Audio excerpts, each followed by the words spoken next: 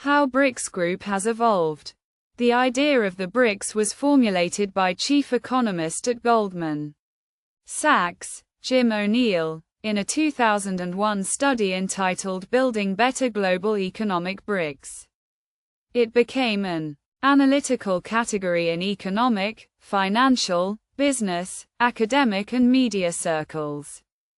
In 2006, the concept itself gave rise to the grouping, incorporated into Brazil, Russia, India and China's foreign policy. In June 2009, the 4 BRIC countries moved to turn their Wall Street moniker into something more tangible, convening their first leaders' summit in the Russian city of Yekaterinburg, coming on the heels of the global financial crisis, which had begun in the United States and pummeled other Western nations. The summit was heavy with symbolism, suggesting the dawn of a new economic order driven by emerging economies. The following year, in December 2010, the group invited South Africa to join. In 2011, on the occasion of the third summit, South Africa became part of the group, who adopted the acronym BRICS. In August 2023, the BRICS group invited 6 new countries to join, including Argentina, Egypt, Ethiopia, Iran, Saudi Arabia, and the United Arab Emirates, UAE. All accepted, except for Argentina, which pledged to turn the country in a pro-West direction. So far, other than the countries that officially joined the BRICS family on January 1, 2024, over 30 countries like Thailand, Malaysia, Turkey and Azerbaijan have either formally applied for or expressed interest in its membership. After the expansion, the BRICS countries account for about 30% of the global GDP, nearly half of the global population and 1/5 of global trade. China has been committed to deepening mutually beneficial cooperation with its BRICS partners. In the first quarter of this year, China's imports and exports to BRICS countries increased by more than 11% year-on-year. Ahmed Al-Ali, a researcher based in Dubai, the United Arab Emirates, UAE, said that the BRICS has become an important engine to drive global economic recovery and maintain world peace and stability thanks to its steady economic growth and equal and extensive cooperation opportunities. Ethiopia's BRICS membership could significantly boost the country's socio-economic development through various economic opportunities, including increased investment, expanded South-South cooperation and trade partnerships, said Balou Demissi, a researcher at the Policy Studies Institute of Ethiopia. China's cooperation with other BRICS members has strongly defended multilateralism and promoted the democratization of international relations, said Evandro Carvalho, a Brazilian professor at the Getúlio Vargas Foundation, an economic think tank. BRICS statistics. BRICS countries have increased their share of global GDP threefold in the past 15 years. BRICS share of global output will increase from 18%, according to market exchange rates, to 25% to 26% over the next 10 years and even to 1/3 by 2030. In PPP terms, it is about 30% of world's GDP at the moment. By 2020, it will be 37% to 38% and increasing to as much as 45% by about 2030. In 2011, the BRICS share of GDP, based on PPP, amounted to about 20% and 25%, estimated at $13.7 trillion. BRICS countries occupy 30% of the global territory. They are home to 45% of the world's Population. The contribution to global economic growth over the last decade has reached 50%, which makes this group of states the leading power in global economic development. BRICS accounted for approximately 11% of global annual foreign direct investment, FDI, flows in 2012, $465 billion. BRICS account for 17% of world trade. BRICS combined foreign reserves are estimated at $4 trillion. Some analysts predict that BRICS could become as big as the Group of Seven: the United States of America, USA, Japan, Germany, France, Britain, Canada and Italy, by 2027. South Africa has a population of more than 50 million and an economy worth approximately $527 billion. Its per capita income level at PPP compares favorably with BRICS partners, estimated at $11,000. After the Russian Federation at $16,700 and Brazil at $11,845. What does BRICS do? The BRICS heads of state convene annually, with each country taking a one-year chairmanship to set priorities and host a summit. The bloc relies on consensus-based decision-making and is largely informal. It has no defining charter, secretariat, or common funds. A few thematic areas underscore its priorities. Advocate for greater representation in global organizations. BRICS seeks to establish a united front of emerging economy perspectives in multilateral institutions. The group aims both to push for reform of existing institutions, such as expanding the UN Security Council, and to form negotiating blocs within those institutions. For instance, many BRICS countries opposed the UN condemnation of Russia's war in Ukraine and have sought common positions on the Iran nuclear program and conflicts in Afghanistan, Gaza, Libya, and Syria. Coordinate economic policy. The 2008 global recession hit the BRICS countries hard, leading the group to emphasize economic coordination on issues such as tariff policy, export restrictions of critical resources, and investment. The bloc's annual foreign direct investment, FDI, inflows more than quadrupled from 2001 to 2021, though they have slowed in recent years. Reduce reliance on the US dollar. Increasingly disgruntled over the domination of the dollar in global transactions, which exposes them to Western sanctions, BRICS leaders have long advocated for de-dollarization in favor of increased trade in local currencies or even a potential common BRICS currency. Create an alternative finance system. The group's new development bank, NDB, and contingent reserve arrangement, CRA, are meant to mimic the World Bank and International Monetary Fund, IMF, respectively. BRICS members hope that alternative lending institutions can invigorate South-South cooperation and reduce dependence on traditional funding sources. How can BRICS shift the world order? BRICS could make a significant global impact in the following 5 areas. 1. Energy. BRICS brings together both some of the world's biggest energy producers and buyers.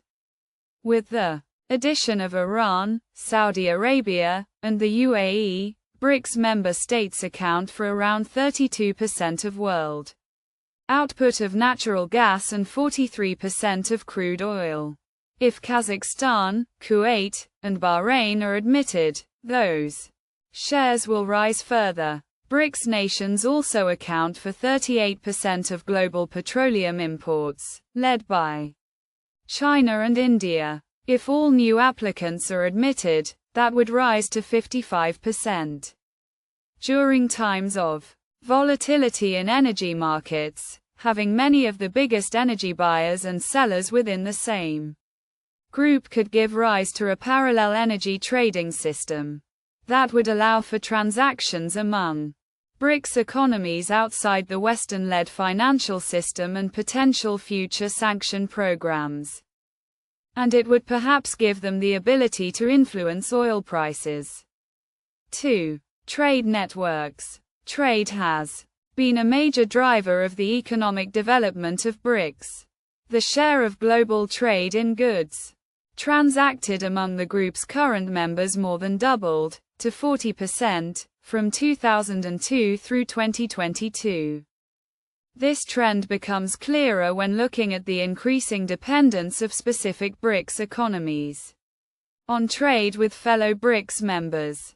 China's growing role as a supplier of industrial and consumer goods, as well as an importer of commodities, has been a key force for integration. China has become a major market for Brazilian soybeans and iron ore, for example, and a major exporter of advanced goods such as electric vehicles, solar panels, and heavy machinery. Western sanctions relating to the war in Ukraine, moreover, have led to the diversion of Russian exports to BRICS markets, notably China and India. Although a handful of BRICS members have free trade agreements, FTAs, with each other through blocs such as the Gulf Cooperation Council and Pan-Arab Free Trade Area, there is currently no FTA covering the entire 10-nation group. India withdrew mid-negotiation from Asia's Regional Comprehensive Economic Partnership, which includes China. BRICS could, however, serve as a forum for widening intra-BRICS market access in various ways. It already convenes a digital economy working group, for example, and has established a framework for promoting cooperation in professional and business services trade. 3. Infrastructure and development financing. The greatest progress so far in BRICS institution building has been in project and development finance. The new Development Bank, NDB, capitalized at $100 billion, largely complements China's Belt and Road Initiative. Egypt, India, Russia, Saudi Arabia, and UAE are also shareholders in the China-led Asian Infrastructure and Investment Bank, AIIB, and have received loans from it. By 2023, the NBD and AIIB combined had committed more than $71 billion in credit across a range of sectors, including infrastructure, public health, and clean energy. Such projects generate significant revenue for BRICS companies. The addition of Saudi Arabia and other cash-rich economies, moreover, could expand and diversify the financial resources of BRICS. 4. Monetary policy. BRICS countries are keen to develop greater independence from the Western-led international monetary system. Approximately 90% of global foreign exchange transactions are conducted in dollars and flow primarily through US and European banks. Western financial sanctions on Russia underscored the powerful systemic influence the US still holds through Bretton Woods institutions and its central role in the global financial system. Because BRICS includes leading commodity exporters and importers, however, the group can become a conduit for foreign exchange transactions in currencies other than US dollars. The NDB, for instance, has issued about 1/5 of its loans in Chinese yuan. Russia, China, and other BRICS members also aim to promote digital currencies. The group has launched the beta version of a payment app, BRICS Pay, that enables transactions in several non-dollar currencies. That could help Nations ease reliance on the US and make them less vulnerable to sanctions and foreign exchange volatility during financial crises. From a governance perspective, BRICS has established the Payment Task Force, the think tank network for finance, and the contingent reserve arrangement, establishing a pool of reserves that can be used in place of IMF funds to help nations address financial crises. 5. Technological cooperation. Space is an overlooked dimension of BRICS collaboration. There is a BRICS Space Cooperation Joint Committee, supported by long-standing partnerships between Russia and China and Brazil. BRICS has also established a partnership on new industrial revolution and a center for industrial competencies. These initiatives aim to spur cooperation and innovation in leading-edge technologies in areas such as intelligent manufacturing, artificial intelligence, digitization, and clean energy. The efforts could help more emerging markets get in on the ground of new technologies, improve their capacity to create intellectual property, and adopt alternative technical standards. BRICS Development Bank. In 2015, the BRICS states established a multilateral development bank, BRICS Development Bank, later renamed as New Development Bank, NDB, aims to finance infrastructure and sustainable development projects that catalyze a green recovery and cultivate balanced, inclusive economic growth of member countries, prioritizing high-impact operations that are climate-smart, disaster-resilient, technology-integrated and socially inclusive. BRICS leaders are considering the possibility of setting up a new development bank for mobilizing resources for infrastructure and sustainable development projects in BRICS and other emerging economies and developing countries, to supplement the existing efforts of multilateral and regional financial institutions for global growth and development. Recent years of new geopolitical tensions, economic ambition and instability, trade wars, and a pandemic have clearly brought lasting, structural change and challenges to the business landscape we once knew. The growth of the BRICS shows that, after decades of strong economic development, emerging markets are now ready for a larger role in the world order, one that better reflects their interests. Companies that adapt to this movement will be more likely to thrive in an evolving era of multipolar competition.